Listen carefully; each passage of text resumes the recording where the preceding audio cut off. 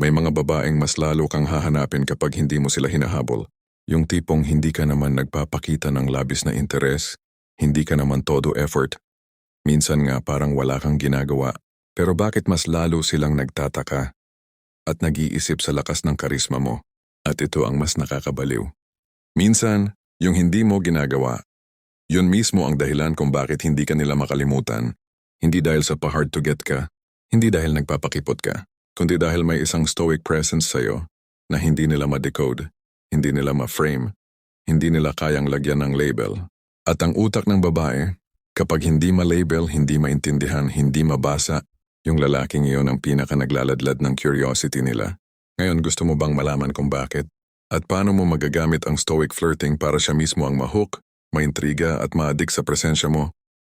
Kahit wala ka namang ginagawa? Kasi ito ang totoo, maraming lalaki ang sobra mag-effort, sobra magpakita, sobra maghabol. Kung tutuusin, hindi sila masama. Gusto lang naman nila ipakita na interesado sila. Pero sa mata ng babae, kapag obvious kang interesado, nawawala ang spark. Kapag masyado kang present, nawawala ang mystery. Kapag palagi kang available, nawawala ang halaga. At doon nag-uumpisa ang sakit. Ikaw ang nagmamahal pero bakit parang ikaw ang laging hindi pinipili? Ikaw ang naglalaan ng oras pero bakit siya walang pakialam? Ikaw yung nagpapakita ng effort pero bakit ikaw pa ang nawawalan ng respeto? Minsan hindi dahil hindi ka sapat, hindi dahil pangit ka, hindi dahil boring ka. Minsan kasi ginawa mo ang lahat at ang sobrang ginagawa, hindi na binibigyang pansin kaya masakit. Kasi habang lumalapit ka, mas lalo siyang lumalayo. Parang hindi mo alam kung paano magiging interesting nang hindi nagmumukhang desperado. Hindi mo alam kung paano magparamdam nang hindi nauuwi sa pagiging clingy.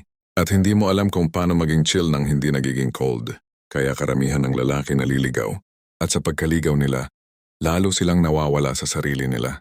Pero bakit ba ang hirap pigilan ang sarili? Bakit ba ang hirap maging composed? Bakit ba parang may magnet sa dibdib mo na nagtutulak na mag-message, mag-chat, mag-check, maghabol? Dahil sa attachment. Hindi attachment sa babae mismo, kundi attachment sa idea na kapag hindi ka gumawa ng move, mawawala siya. Attachment sa fear, attachment sa rejection, attachment sa validation na sana makita ka niya. Ang lalaki kahit sabihin pang matapang, minsan takot din. Takot mawala ang moment, takot na may ibang lalaki, takot na hindi ka niya mapansin. Pero sa stoicism, ang attachment sa outcome ang una at pinakamalalim na dahilan kung bakit nasisira ang presence mo. Kapag attached ka, nagiging reactive ka. Kapag reactive ka, nawawala ang control. Kapag walang control, nawawala ang essence mo bilang lalaki. At ang babae, hindi sila naa-attract sa lalaking walang sarili. Hindi sila nahuhumaling sa lalaking dependent sa resulta. Hindi sila nagkaka-interes sa lalaking ang galaw ay nakabase sa takot. Kaya minsan yung hindi mo ginagawa, yun ang mas napapansin. Kasi ang hindi mo ginagawa, iyon ang nagpapakita kung sino ka talaga sa loob. Ngayon, ano ang stoic principle na pinakaugat ng flirting style na to? Gawin mo ang nasa kontrol mo. Bitawan ang hindi mo hawak. Akala ng maraming lalaki, flirting ay tungkol sa ginagawa mo. Pero sa stoic flirting, ay tungkol sa enerhiya na dala mo. Hindi kilos, hindi chat, hindi effort, kundi presensya. At ang stoic presence ay may apat na katangian, tahimik pero ramdam. Hindi ka malakas magsalita pero malakas ang dating ng aura mo. Hindi nagmamadali, hindi mo sinasakal ang oras, hindi mo pinipilit ang moment. Hindi takot sa pagkawala, alam mong hindi lahat para sa'yo. At okay lang. Detached pero hindi malamig, pahapyaw, kalmado, hindi needy, hindi rin suplado. Sa mata ng babae ang ganitong energy ay hindi pangkaraniwan. Nakaka-addict hindi dahil nagpapahirap ka, kundi dahil may sarili kang mundo na hindi umiikot sa kanya. At sa psychology ng babae, ang lalaking hindi umiikot sa kanya. Siya ang gusto niyang mahalin, intindihin at alagaan. Ngayon, paano mo gagamitin ang stoic flirting sa totoong buhay? Hindi ito mind games. Hindi ito pa hard to get. Hindi ito manipulation. Ito ay self-mastery sa kilos, salita at presence mo. Dapat kontrolado ang presensya, hindi sobra, hindi kulang. Sa halip na araw-araw mag-good morning, piliin mo ang tamang timing. Ang babaeng may sariling buhay. Gusto niya rin ng lalaking may sarili ring mundo. Ipakita mong hindi mo siya minamadali. Hindi ka nagmamadali kasi hindi ka desperado. Hindi ka desperado kasi alam mong buo ka. Maging unpredictable pero hindi inconsistent. Alam niyang mabait ka, pero hindi niya alam kung kailan ka magpapakita. Alam niyang interesado ka, pero hindi ka nangangailangan ng confirmation. Dito siya naiintriga. Hindi ka masalita, hindi ka spammer, hindi ka kulang ng salita. Pero pag nakita ka niya, iba ang dating mo. Mas maingat ka magsalita, mas malalim ang tono, mas mabagal ang kilos, mas grounded ang tingin. Yan ang stoic aura. Hindi mo hinahabol ang oras niya. Hindi mo pinipilit ang connection yung dalawa. Hindi mo hinihintay kung kailan siya magre-reply. Ikaw ang may hawak ng sarili mong oras at direksyon sa buhay. At ang babae, naturally mag-a-adjust sa estilo ng buhay mo.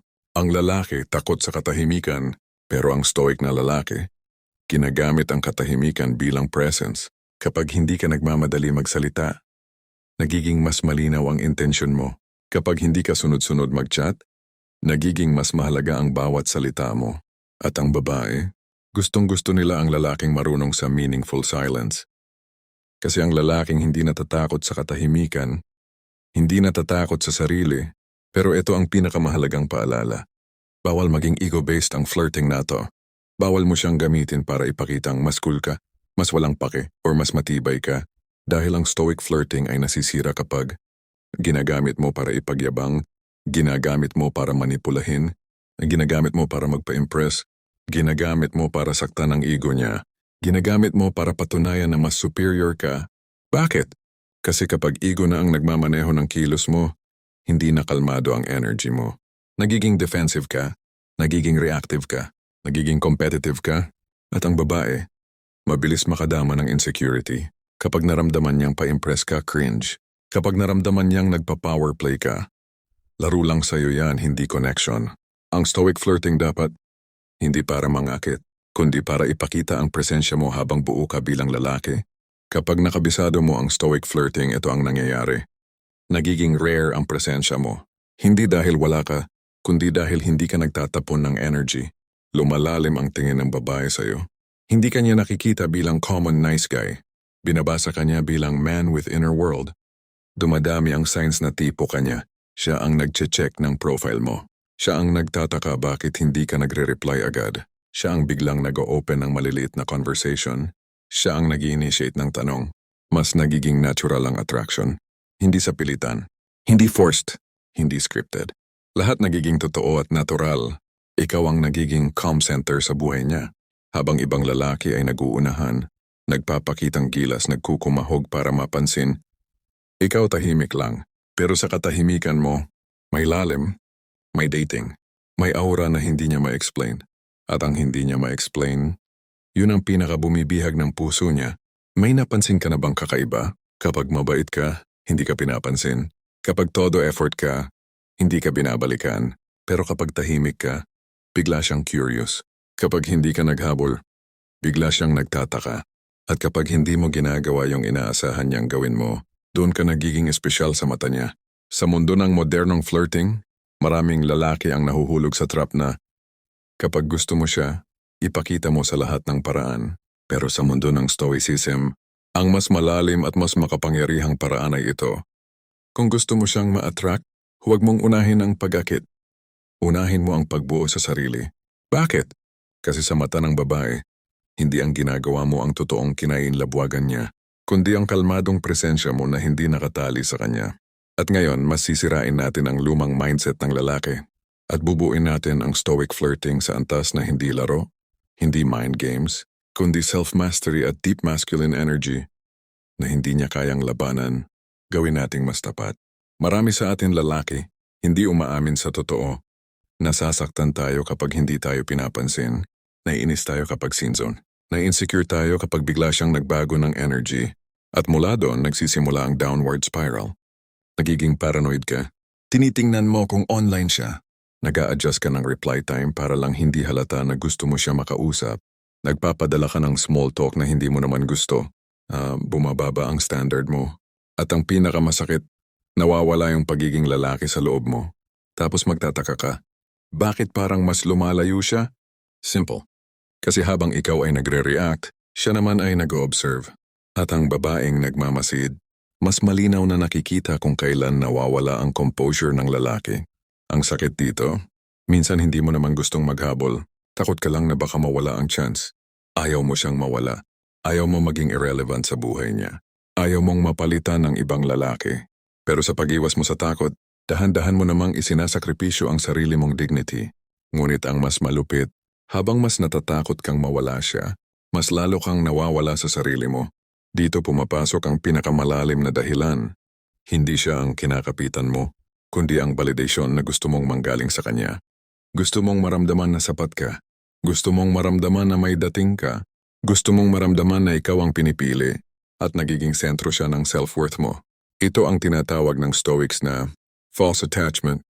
Attachment hindi sa tao, kundi sa identity na inaasa mong makuha mula sa tao. Kaya kapag hindi siya nag-reply, hindi ka lang nababad trip, nasasaktan ka sa sarili mo.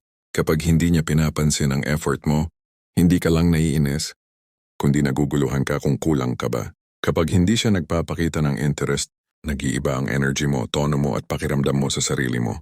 At dito nagiging masaya ang ego. Habulin mo siya. I-prove mo ang worth mo. Ipakita mong deserving ka.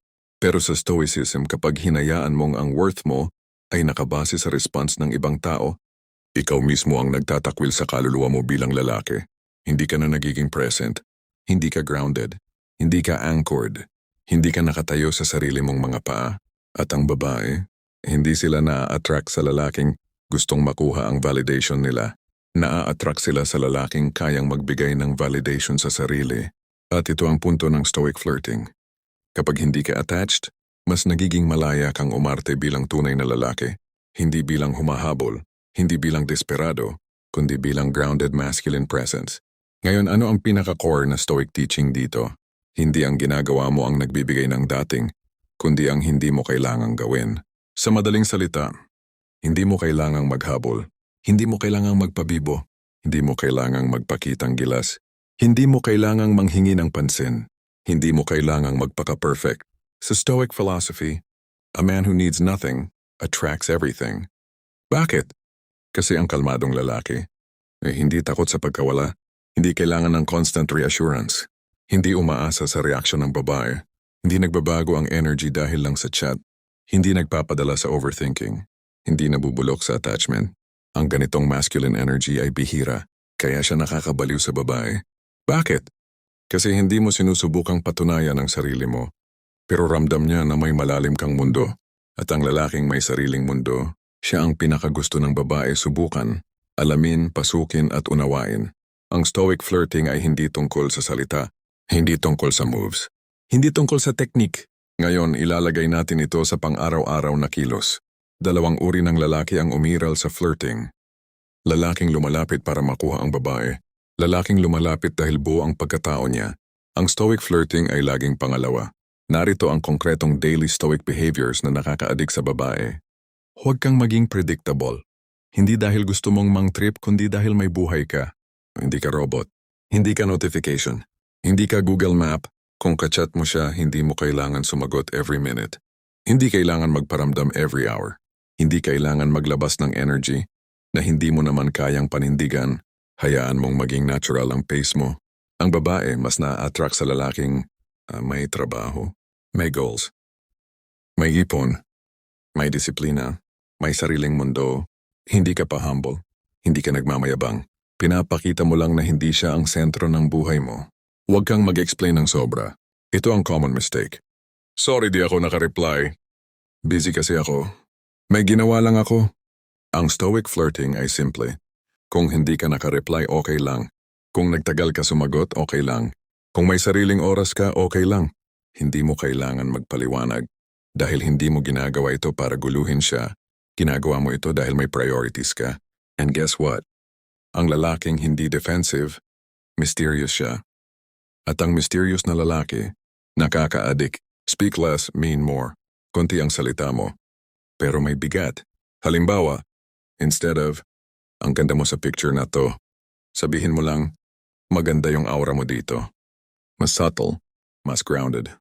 Mas may dating, hindi ka fanboy, hindi ka clown, hindi ka attention seeker. Isa kang lalaki na nag-o-observe, hindi nagwo-worship. Never initiate emotional chaos. Ang lalaki ang dapat pinagmumula ng katahimikan, hindi ng gulo. Yan ang Stoic flirting rule. Kaya kung nakita mo siyang may ibang kasama, hindi siya nag-reply, nagbago ang tono niya, huwag kang mag-react, Hayaan mong siya ang ma-curious kung bakit tahimik ka. Hayaan mong siya ang magtanong kung okay ka lang. Hayaan mong siya ang mag-initiate ng emotional bridge. Ang lalaking emotionally composed, nakakabaliw sa babae. Control your pace, never let her rush you. Siya man ang magparamdam, mag-initiate, maging sweet. Hindi mo kailangang sumabay agad. Ikaw ang may sariling control sa emosyon mo. At babae mismo ang mag-a-adjust dyan. Kasi sa psychology nila, a man who cannot be rushed is a man who knows his worth. Ngayon, ito ang pinaka-dangerous pitfall. Kapag ginawa mo ito para mang-trip, magpa-power play o magpa-impress, lahat ng stoic energy mo mawawala. Ang ego ay manlilinlang. Magaling magsabi ng, gawin mo to para habulin ka niya. Gawin mo to para magmukha kang mas valuable. Gawin mo to para magtampo siya. Pero kapag ego-based ang kilos mo, ay diyan, hindi ka grounded, hindi ka consistent, hindi ka tunay, hindi ka kalmado. Nagmimistula kang manipulative. At babae, ramdam nila yun agad. Hindi nila kailangan ng salita. Energy mo pa lang, alam na nila. Kapag ego ang nagpapatakbo sa flirting mo, nagiging larong pambata lang ang connection nyo. At stoicism is never about games. Stoicism is clarity. Stoicism is honesty. Stoicism is self-respect. Stoicism is emotional discipline. Kung gagamitin mo ang stoic flirting, gamitin mo ito dahil yan ang natural mong pagkalalaki. Hindi dahil gusto mong kontrolin siya. Kapag nakuha mo ang tunay na stoic flirting, ito ang nagiging resulta. Siya ang nagiging mas invested sa connection. Hindi dahil pinahirapan mo siya, kundi dahil ramdam niya ang essence mo. Sa mundo ng mga lalaking, maingay, nagmamadali, laging nag-aalala, laging insecure, laging naghahabol, ikaw ang lalaking kalmado, malinaw, grounded, may sarili, may dignidad, may composure, may presence, at ang babae naturally drawn sa ganitong masculine polarity. Lumalalim ang admiration niya sa'yo kasi hindi ka kagaya ng iba. Hindi ka reactive, hindi ka nanginginig sa attention, hindi ka nagpapadala sa emosyon niya. Hindi ka uma-adjust para lang magustuhan ka. May sarili kang mundo at ang mundo mo ay hindi umiikot sa kanya. Yan ang lalaki na hindi lang gusto ng babae. Yan ang lalaking nire-respeto nila. Mas nagiging rare ka sa paningin niya, hindi dahil nagpapahirap ka, kundi dahil hindi ka madaling makuha. Hindi ka bumababa ng standard. Hindi ka nagiging malambot sa stress. Hindi ka nagpapatalo sa emosyon. Ang lalaking may self-mastery ay parang libro na hindi tapos basahin. Habang mas binabasa mo, mas gusto mo pang ituloy. Nagsisimula siyang mag-invest ng energy sa'yo. Doon nagaganap ang tunay na shifting. Siya ang nagiging curious. Siya ang nag-iisip tungkol sa'yo. Siya ang gustong makausap ka. Siya ang nag-open ng mga topic. Siya ang nagpapakita ng emotional softness.